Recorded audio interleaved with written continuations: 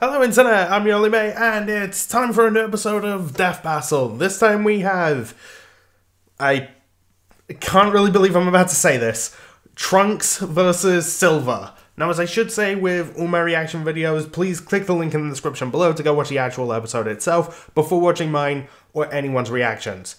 Don't be a dick. Support the official release. Okay, two things I need to address. One, angles slightly different. There's work going on at my house, so I'm just making this work however I can. So things are gonna be different here and there, as I make videos, whatever. Now the other thing to address, I said this is Trunks versus Silver. However, it's different versions of them. It's Trunks from Dragon Ball Heroes / Xenoverse versus Silver from the Archie comics. Now, if it were the canon versions of Trunks versus Trunks and Silver, like from Dragon Ball Z, Dragon Ball Super versus Silver from the games, I'd honestly just go into this episode not liking it right out the gate. Because I've always seen this matchup as really just, well, it's just kind of a copy and paste of Vegeta Shadow. I mean, not an exact copy and paste, but, more or less. Though, with these different versions, I think that honestly saves this matchup for me, as a death battle, because it makes, well, it puts a new twist on it, really. So, how do I know these characters? Well, Trunks and Silver I know fairly well. Because I watched Dragon Ball Z, I've played Sonic games, so I know their, backstories and all that. But, again, this is Dragon Ball Heroes, Xenoverse, and Archie. So, things might not be the exact same. In fact, I know for a fact they're not.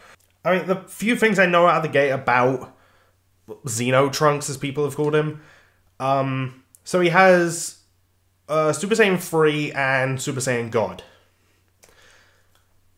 I don't know in terms of, where he stands on, pure power. I've heard some absurd stuff.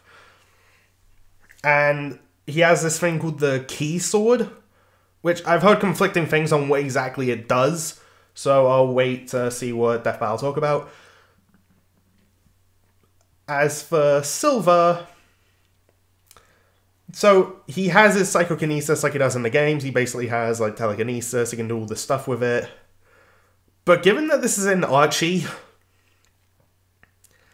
oh boy, it's gonna get ridiculous in terms of power. And just how things work, because they've said with Wally West versus Archie Sonic, the super form in Archie can last for hours. Well, basically as long as the writers want it to. And it is completely invincible. Going into this, I like both characters. But if I had to choose who I want to win out of the two, I'd honestly say Silver. Because I've never thought Silver was a bad character. I think he's a perfectly fine character. He was just brought in, well, not in the best game, really. And dude's had it rough, okay? And anytime this matchup is done, it usually ends up with Trunks winning. So I kind of want to see Silver get the win for once, and given that this is, the more powerful versions of them, then it's totally possible. As for who I think is gonna win, I genuinely have no idea. Because I've heard, conflicting stuff, but at the moment I want to say Silver. But I'll have to wait until the analysis to find out for sure. So, with all that said, I'm gonna put these on, shut up, and hit play. Wow, wow, wow, wow, wow, wow, wow, wow. Okay. Trunks Briefs, time cop of the Dragon Ball Xenoverse. Who's his full name? Silver the Hedgehog, secret freedom fighter from Archie Sonic. While these two temporal warriors may be well known, today we're looking at their counterparts from alternate universes. He's Wiz and I. Yeah, the more powerful versions actually make this debatable. Armor and skills to find out who would win. Because canon, yeah, no, Trunks wins. Like, Everyone knows Trunks is the coolest Dragon Ball character. Don't lie, when he showed up to prove Goku wasn't the only Super Saiyan around, you popped. okay, this moment was epic. After witnessing his entire I actually don't know who I would say is the coolest Dragon Ball character, though. And using his mother's time machine I have to put some thought into it. to make things right, Trunks made his triumphant return to his own time period. Though that moment, well, anticlimactic, was cathartic as hell. A bit different when he was intercepted by this JoJo posing fairy chick. The Supreme Kai of Time, Cronoa. She watches over all of time in the Dragon Ball universe, and was forced If she to offers you Trunks food, for don't his take it. alterations to multiple timelines. Welcome to the world of Disney's Loki. Oh, sorry, Dragon Ball Heroes. An alternate universe. No, Xenoverse, where every Dragon Ball story has its own canon timeline. Kinda like if some nerd's weird DBZ fanfiction became totally official. Yeah, that sums it up. Like his more well-known counterpart, this Trunks was made to atone for his crimes against time by joining Inspired a Cronoa, Yu-Gi-Oh card named the Time Tyler. Patrol. I'll give you one. I'm gonna have to look that up. The Time Patrol does, but hey, Enjoys card games and drinking the new E-Tab. look of the week, Trunks is the perfect guy to protect the whole multiverse. He has the usual collection of the Saiyans' key powers, but also a magic sword straight from the hero of time. No, not him. Not him. That guy, yeah. Even with the differing timelines, it's heavily Okay, that was a important good that Trunks visual lives all joke. the way through some variation of the Goku Black Saga. Therefore, he possesses all powers the original Trunks has, including the ability to assume the golden form of the Super Saiyan. And gathering ki from other life forms to make this ultra huge laser sword. However, he has also all performed a transformations, divine ritual to unlock godly ki within himself. There it The is. incredible red visage of a Super Saiyan God.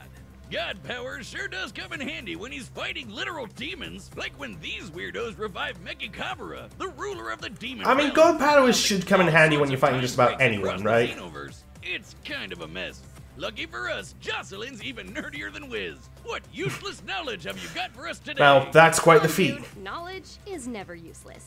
Okay, so all the major timelines in Dragon Ball Heroes are recorded in tomes called the Scrolls of Eternity. Anytime somebody hopscotches through time, another one of these scrolls poofs into existence.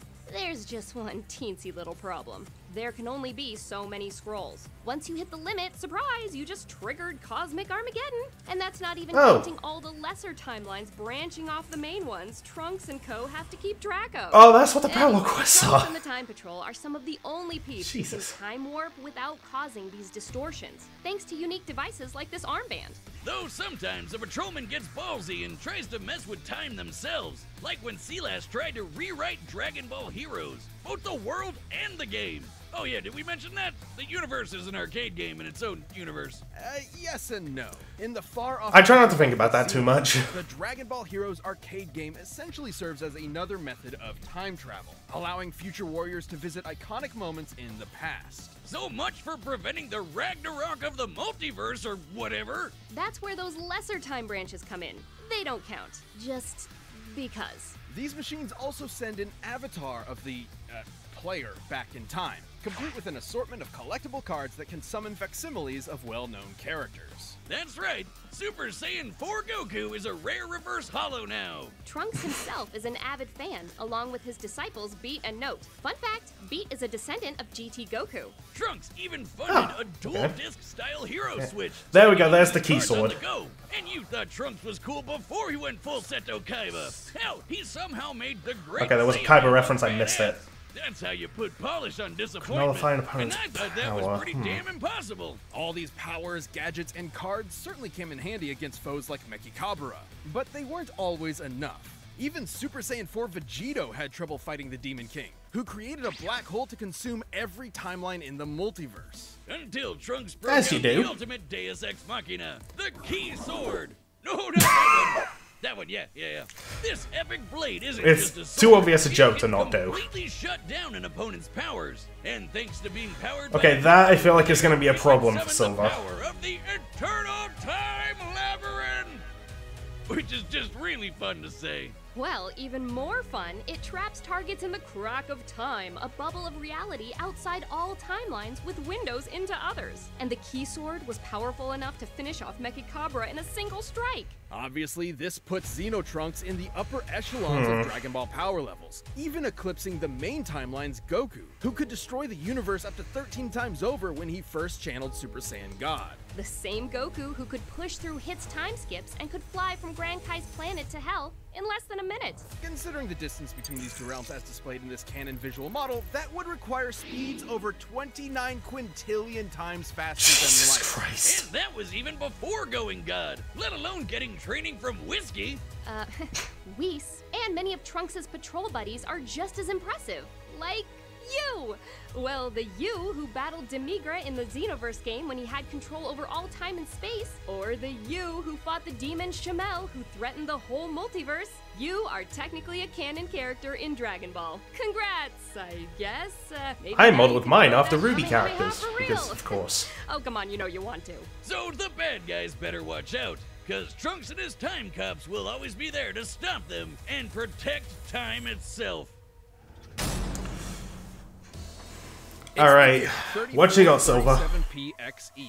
The world of Mobius has entered an era of darkness. This Did not know there were savage canon future years. has been ravaged by unending fires, giant monsters, ecological disasters, and general dystopia of all kinds. But standing against this harsh and bleak reality is a lone I just don't know hero. what PXE A means. young hedgehog with silver quills named, Silver.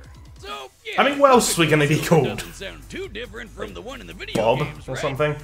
Don't count on it. This is the same comic where all the tales in the multiverse fused together into this monstrosity. So Yeah, that strap happened. for a wild ride. With no family to speak of, Silver was taken in by the last elders of his damaged world, including the immortal Wizard of Chaos, Mammoth Mogul.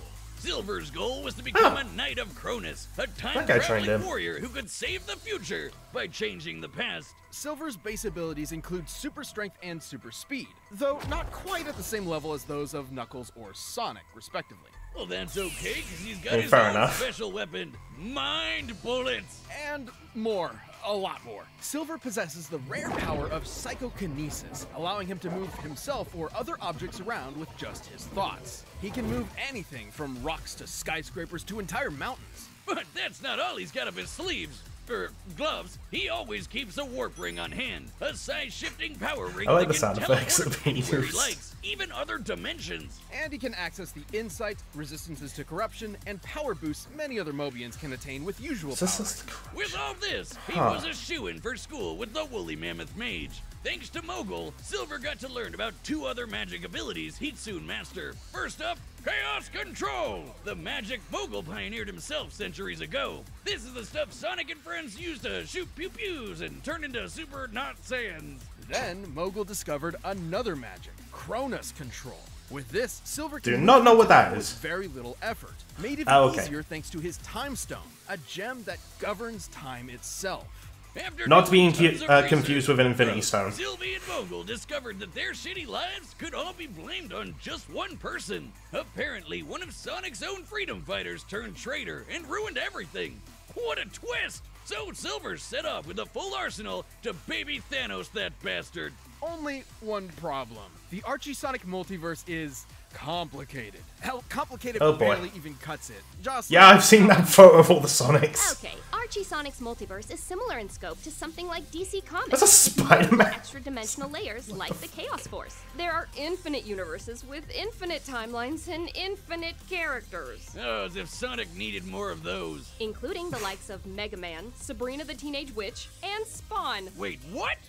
Time Stone, Warp Rings, and Cronus Just Control, because, I guess. no timeline or dimension is out of Silver's reach. Though, like bad sushi mixed with vodka, time hopping this way had some weird side effects, like decoupling Silver from time. So if he causes a real bad butterfly effect, he doesn't get erased like poor Marty McFly. He just Wait. has a lot of catching up to do. So he's a living paradox. Can you go back to the part about Sonic the Hedgehog meeting Mother Spawn? Needless to say, Silver had a hard time figuring out exactly what he needed to do.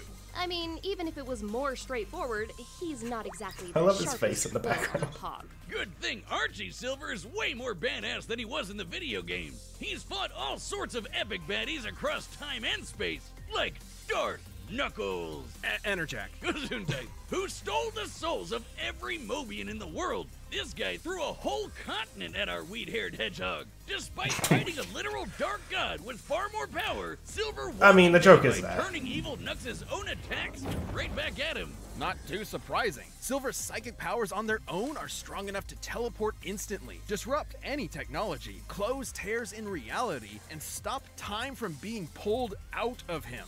Also, according to the Archie Sonic comic encyclopedia, Silver still experienced some version of the events of the Sonic 06 video game. You know, everyone's favorite. Including the battle against Celeste. Had to show that scene, didn't they? Time, where Silver achieved the invulnerable form of Super Silver. He gets a major boost to match the speed and power of Super Sonic. As Sonic Man, Which, without his supersonic energy, Sonic was already fast enough to outspeed stopped time. Let me say that again. Time was frozen, and Sonic could still move. What the Just hell? because! Naturally, Super Sonic and Super Silver should both be faster than this. But as calculating speed requires a factor of time, and this feat removes time from the equation entirely, this means Super Silver's speed is incalculable. His speed Immeasurable. is faster than time itself permits speed to be. That's stupid. That's Archie Sonic. Hardly a super form. Yeah, that sums it up. Impressive feat, though. There have been a few occasions where the Archie Sonic multiverse has been completely demolished and restored, and each one used the same chaos power Super Silver possesses. The most notable, of course, was when Super Sonic teamed up with Super Mega Man to counter the Super Genesis. Oh yeah, that was a thing. Which completely rewrote all of time and space. Luckily, despite being right at ground zero, the super forms were immune to the Super Genesis wave's reality warping power, giving Sonic and Mega Man the time they needed to save the entire multiverse. Oh no, what about... Yes, even Spawn. Oh, thanks, Satan. But even in this brave new world, Silver was nothing short of a hero. As long as Well, this I'm obsessed with dog is around to Boomstick, keep up isn't the this? good fight, even the darkest timeline will have a silver lining. Ah! Pause. Okay, the end of that analysis really put a smile on my face. Okay, so... like I was saying in Trunks' analysis, that was giving me some doubts about Silver's chances, especially the key sword and how it can just, like, nullify people's powers. But I took note of a couple of the ring abilities that Silver has access to. Like, resistance to corruption. I don't know if that will, like, mean he can resist the key sword's, like, effects. But he can also gain knowledge. So he could learn, like, oh, that's what this sword does. I gotta make sure that doesn't hit me. And given that he should have immeasurable speed in his super form, then he should theoretically be able to outpace Trunks, like, throughout this whole fight. Well, he's in super, at least.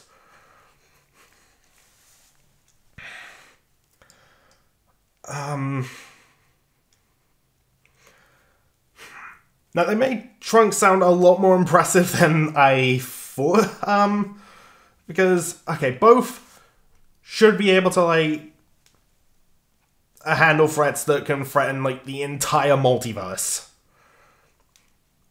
But the way I ration this is Silver has immeasurable speeds, can gain knowledge that he wants, resist corruption. I'm still debating if that means he can resist the key sword. Because if it means he can, then boom, that's an edge. But if not, then the key sword just nullifies everything and gives Trunks the win. And the super form is just invincible. So that leads me to lean a bit more in Silver's favor. It's just, while the key sword is impressive and can theoretically destroy just about anyone, I think Silver has, like, counters to it.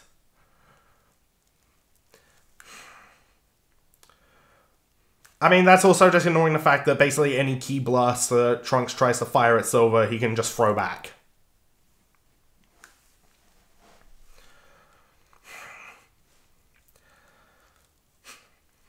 Yeah, and I know they can both do a whole lot of, like, time-hopping stuff, but, well, yeah, they can both do it, so there's no point in really trying to figure out, like... Actually, then again, the way they summed up Silver was, like, basically, yeah, he's just a living paradox. So... but then... Like, they said that thing about the... Wait,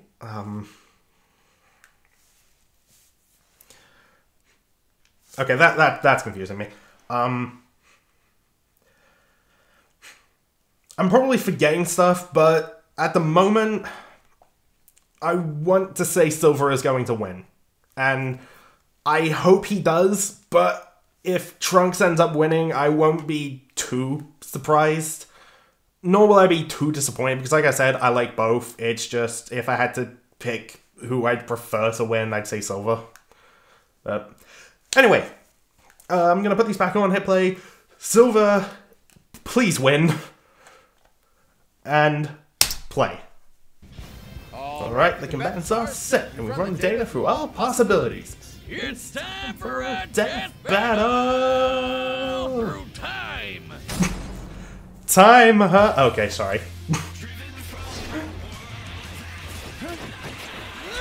Alright, come on, Silver.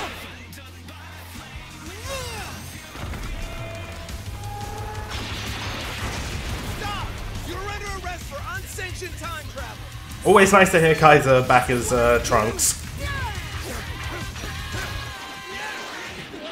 And I really like the sound of this music.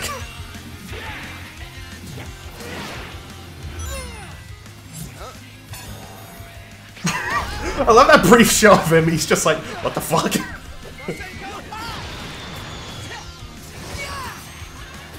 From this point, 100% blind.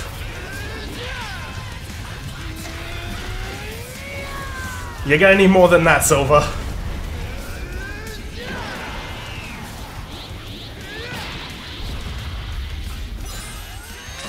Okay, that was early. You see, it's no use.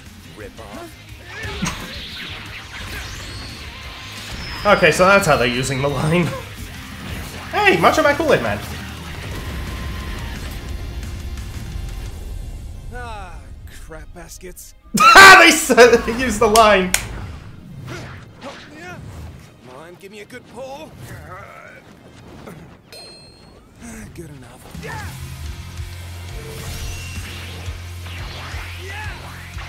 Okay, go about accounting for those.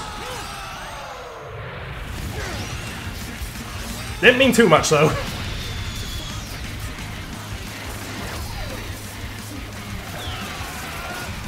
Although Trunks hasn't gone God yet. As I say it.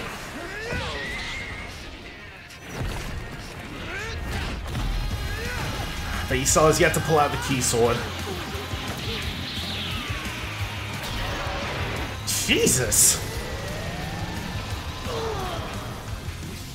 Now to shut you down for good.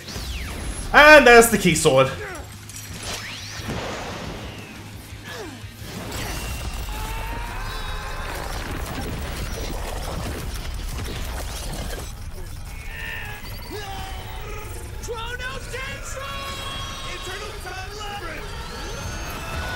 What?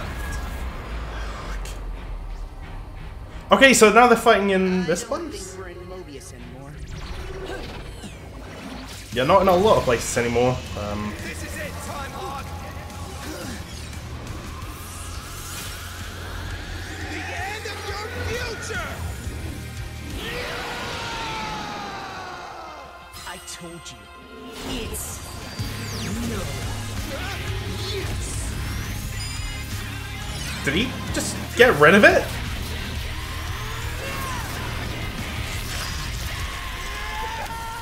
Wait. He did it?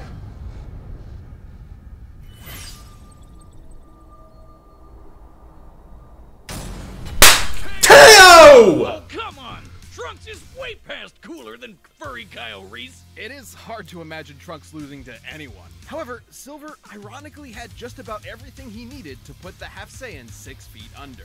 First off, time travel wasn't much of Oh a my factor, God. since they were both pretty well versed in it. Either way, Silver's psychokinesis could disrupt tech like the hero switch and the time travel armband, leaving Trunks without his gadgets and primary method of hopping through time. Let's be frank, in base form, Silver never stood a chance. Yeah, to no, match Trunks' there's his no debate. Power. Even in his super form, it's questionable whether or not Super Silver had the physical ability to match Super Saiyan Trunks. In short, it's practically impossible to lock down exact numbers and limits for their power levels. So Trunks could have probably taken a win if he found an opening, but Silver's psychic Fair powers enough. worked around similar disadvantages before. Interjack was way stronger than him, could match the power of Super Sonic, and conquered all of Mobius. But Silver could consistently Uno reverse card his attacks back at him, and he wasn't even super at that time. Trunks was obviously Damn. much faster than Goku's trip to hell. He could easily be sextillions or septillions of times faster than light. Maybe even more. But... However, by the very nature of Dragon Ball powers, his speed must have a limit, even if it is impossible to know an exact number given what we've seen. But... Archie's super forms have consistently There we shown go. calculable speeds. Sure, Goku broke through Hit's time skip, but that actually has nothing to do with speed. As explained by Whis, the effectiveness of time manipulation in the world of Dragon Ball depends on the difference in power level between the caster and their target. Such as Which when Kranoa is and weird, Time Stop but hey, Mira that's Dragon Ball. failed due to Mira's energy being stronger. Xenoverse's Goku has also mentioned how increasing his energy affects space and time around him. In any other matchup, this would be totally buck wild itself. But no, Archie super forms just have to break time itself. It's also difficult to put an exact number on Trunks' maximum level of power. The strongest beings in his continuity can affect his entire multiverse, which has infinite timelines plus the crack of time outside. In contrast, chaos magic wielded by a super form like Super Sonic can rewrite the infinite timelines in Archie Sonic's multiverse, plus the extra-dimensional realms outside, like the Chaos Force, Pocket Zones. Oh, I didn't even Zone think about that bit. and yes, possibly even a multiverse with Spawn. The scope of I love how much they're focusing on that. does not compare. Plus, unlike Sonic, Silver spent many years being trained how to use chaos magic by the guy who invented it. Hell, if Mega Man could rewrite reality just minutes after learning he could even use the chaos That's another thing I didn't think about. imagine what craziness Silver could pull off. Trunks' best chance was the Key Sword's ability to nullify powers, like it did to Mechikabura. However, the Super Genesis Wave explicitly could not rewrite the presence of Super Sonic or Super Mega Man, despite being able to rewrite even the extra-dimensional Chaos Force from whence it came. It's likely Silver's super form could resist the Key Sword, at least for a time. Ultimately, while there are many versions of this battle where Trunks can win, Silver's superior abilities close out a victory more often than not. To make things brief, Silver was just hogging the spotlight. The winner is Silver the Hedgehog. Congrats, Silver! Sorry, that feels really good to say. Grab a membership. You'll get exclusive emotes, badges, live chat, live streams, and a bunch of behind-the-scenes stuff. Alright, Just click that join button. what's next?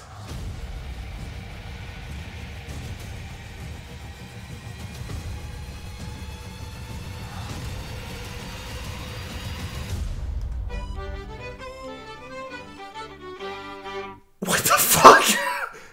Alright, so, after just checking that, I gotta say, that was a weird yet pretty awesome episode, honestly. Which I'm still finding it amazing I'm actually saying that about Trunks versus Silver, because, like I've said, I've always thought of this episode as just, like, I wouldn't enjoy it, but these specific versions, it was, like, just the insane amount of power and the way, like, it kept me guessing. It was just, like, what the hell is happening? But also, like, a couple of the little Easter eggs there. Like, there was the, Chuck V... No, not Chuck V. Sega, Macho Man Kool-Aid Man constellation, and the moon got broken again. Gee, I wonder if that's a reference to anything else Rooster Teeth related. And I didn't mention this before, but the "it's no use" line. I always thought it'd be funny if Trunks says it, but then Silver gets angry. Though the way they used it, both times I thought were good. Like, the whole, Silver saying it, but then Trunks just reacting to the super form and being like, what a ripoff, just like in Vegeta's Shadow. Of course, I had to bring that back. And the way Silver, like, turns the line around to make it more badass at the end. Like, I didn't see that coming, and I liked it. But, man, I am gonna have to watch that fight, like, a bunch of times and listen to that soundtrack. Because, oh my god, that sounds really freaking good. Good on you, Brandon. I really liked the voice acting in this too. Kaiser, as always, just nails it as Trunks. So it was like... yeah, he was obviously going to do good. Now, that voice for Silver, I really liked it, honestly. Reminded me of someone from an anime I like. I'm gonna have to think about that. Though I gotta say, kudos to the researchers on this one, because having to figure out Dragon Ball Heroes and Archie comics and just like all the absurd shit. It's like, oh my god, like the head researchers of these two, like, can we get a round of applause in the comments, like, for those researchers? Like, I'm actually gonna just see if I can look up who they were. Okay, so shout out to Ultra Guy and the Django? I hope I'm pronouncing that right. Specifically as the head researchers of these characters, but also just shout out to the research team as a whole. Like, just having to do this shit and get paid for it, honestly, sounds like a fucking dream job. But yeah, like you'll do fantastic. Also, I mentioned this before, but I just love how Boomstate was so focused on Spawn throughout this. I mean, like, it's not really, like, what we're here to talk about, but at the same time, like, okay, yeah, Spawn is here, what the hell? Like, that was funny. I'm gonna have to think about this, but it still feels weird to say because of what I mentioned earlier about, like, how I've always looked at this matchup, but this could very well be a contender for my favorite episode of the season. A contender. I'm gonna have to really think about that. So, like just for that, I gotta say, like, kudos to this episode, because it took a matchup that I've not really been a fan of, put a twist on it that actually made it interesting, and then the episode is just great all around. So, yeah. Like, good episode, I think. Now, as for the next one, what the fuck? Okay.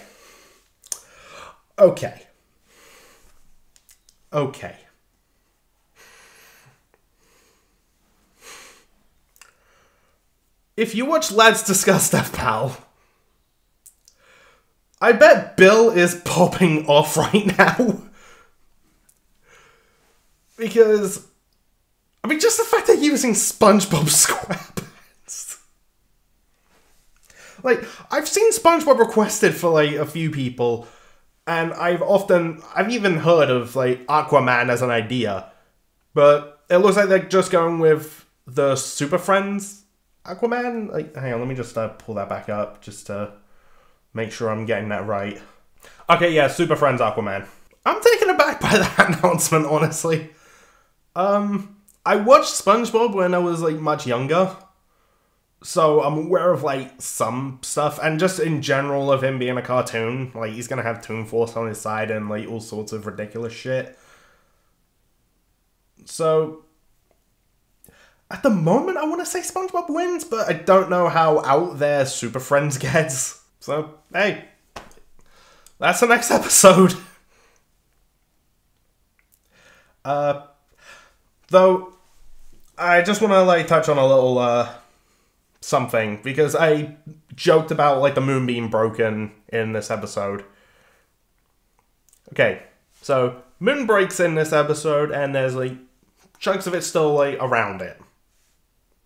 That happened in Black Adam vs. Apocalypse as well.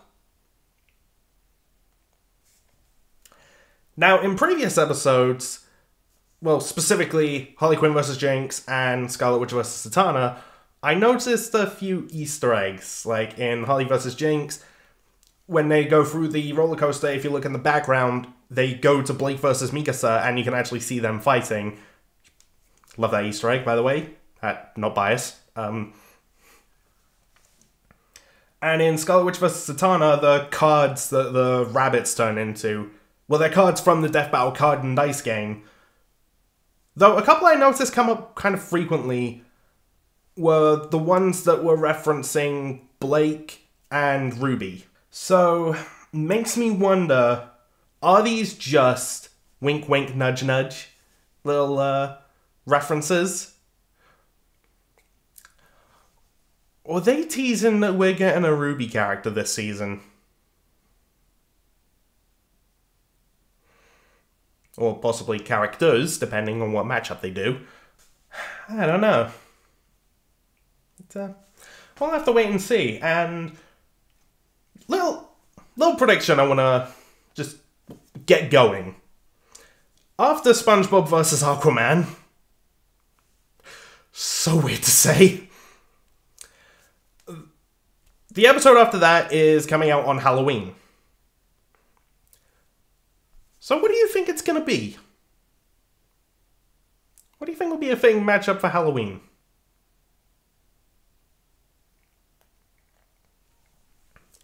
I guess we'll find out. Anyway, I'm rambling at this point. I am going to end this video and probably just watch this episode a few more times. Thanks for watching all of that stuff, and here's whatever outro is next in my cycle because I keep forgetting. Bye.